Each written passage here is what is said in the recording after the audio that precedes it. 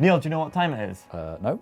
It's ASKGMBN. Ah, great, I like this. This is where we answer your questions sent in via social media or even in the comment section down below these videos. Or you can use the hashtag ASKGMBN. Brilliant. Let's get it started. This one comes in from Tom Rafter. He's got a few questions. Can you guys do mechanical ASKGMBN? Well, yeah. That's what we're here for. Send them in. If you want to know something, ask us. Get them in. Also, you should do some videos where you ask people to send in their clips of them riding and you tell them what they're doing wrong. That's a great idea. It's a good idea. Send them in. You can use Facebook, social media, Instagram, even GMBN Pin the Trail. Again, just tag us, send us pictures of you doing bunny hops, whatever. I'll try and tell you how to improve them. Wheelies as well. They're important. And skids. Awesome.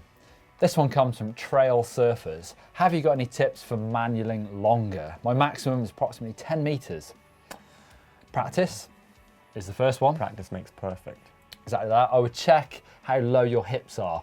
If you get your hips down to the rear wheel, it's much easier to hold the manual because you're nearer to the rear axle.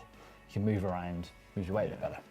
Jordan Thomas has got a bit of a kit question. Is there a specific reason as to why cross-country bikes tend to have tan wall tyres? Well, they do look pretty sweet. Looks old school to me, 90s tan wall tyres. A lot of the dirt jump riders have them as well. That's true. You don't see many downhillers running tan Tell wall you what tyres. though, on the tyres, Aaron Gwynn, maybe he'll have some tan wall tyres for 2016. New trend. I think they look a bit weird, to be honest. I think they look cool. Right, Thomas Quirk 81 on Twitter. Anyone know any good mountain bike enduro multi-day events abroad that are okay for novice riders and that won't ruin the bank account? Tough one, that. Yeah, well, if you're going abroad, you're going to ruin the bank account a little bit anyway.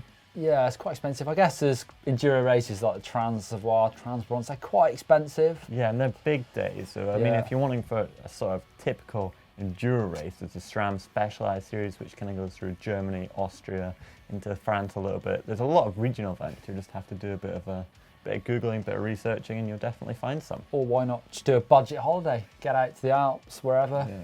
Lou Evans asks, hi chaps, will going tubeless make much difference to my ride? I'm toying with the idea, but would love your expertise to sway me. Yeah, I definitely think it would. You see a lot of top racers using it now. You'll get a lot less of those pinch flats. You don't have a tube in there, so you're not going to pinch that and get those snake bites. And with it, you can actually run lower pressures as well. Yeah, to me, it also feels a bit different. You don't get, you've got less rotational weight, and it makes the bike feel a little bit more lively. So I definitely would. And if you're going to do it, why not check out our How to Fit Tubeless video to give you those tips. It can be a bit fiddly, but it's worth it. Find your valve hole. Actually, with this rim tape, I can just about see through it. And there's my valve hole. Put a nice little hole in there. Don't have to go too big. So this valve is now just going to push through there and through the rim.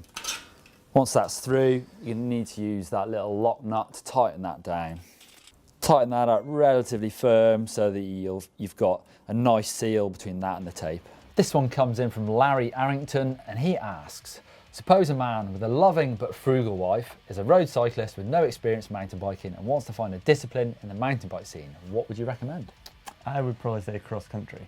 Probably so, but what type of roadie are you? Are you a powerful sprinter or are you a climber? Power's pretty good for enduro and downhill, but yeah, cross country. Yeah, cross country. You can get out on the hills, you can do a good long ride on the bike as well, and you can enjoy the descents on it as well. A video of ours that you should probably check out is mountain biking harder than road cycling, where we talk about the sort of different power outputs that we'll do on a normal mountain bike ride compared to a road ride. So it might give you an idea of what you should try. Maybe that can help you. Yeah, hopefully, check it out. I'm going to go for a trail ride, normal trail ride, quite hard, and record my heart rate and power data and compare that to a road ride of the same duration. But what we need is a road rider. Where do you think we're going to find one of those? Who's that? It's Dan Lloyd. Hi boys. Well, Still haven't grown out yet then. Yeah. Skids and wheelies going good. Oh no, not Dan Lloyd. I've never really liked Dan Lloyd. Matt Stevens is my favourite. Now, Neil, it's my turn to ask you some. Okay. Jack Cavo, well, he asks, how do you find the size of a rear shock? Mine is a Monarch, but I'd like a Fox one, and he wants to switch it. First thing you want to measure is the eye-to-eye measurement. A lot of the manufacturers are Americans, it'll be in inches, a real funny measurement, and also the stroke of the shock. Failing that, just go on your website for the bike. I would do that first, actually. It's probably the easiest way of doing it. It'll probably be there. Check it out, Yeah. and then order your new shock.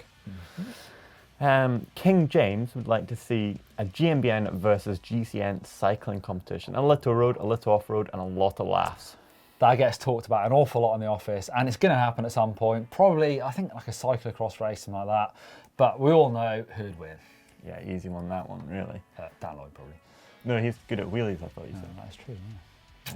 You're not having a wheelie battle? We are. We're having a wheelie battle, actually, me and Dan Lloyd. So there is one GMBN versus That'll be a GCN. really good one to watch. Sean O'Dara, well, he asks, he's 16-year-old and he wants to be a pro mountain bike. What's the best way to go around it? It's hard to be a pro mountain biker, but if you really, really love it, then you can do it. It's a little bit different to when I started, because it was all about racing, but now you can be free riders, dirt jumpers. So just get into it, do it as much as you can if you love it. Also, social media plays a big part now, so get to that. Get to as many races as you can as well. It's all about getting your name out there. Try and build a profile on Instagram, Facebook, all those things. And just enjoy it, above all, that's the main thing. Exactly that. Whilst you're here, why not check out some more videos from GMBN? You can click up there for the very first in our Ask GMBN series. And perhaps you have some more questions, why not just check out our how-to playlist down there? And as ever, don't forget to click right in the middle to subscribe. Leave your questions down below in the comments section or use the hashtag AskGMBN and we'll do our best to try and answer them. Yeah, see you at next week's show. And if you enjoyed this, found it helpful, and if you even got your question answer, give us a thumb up like.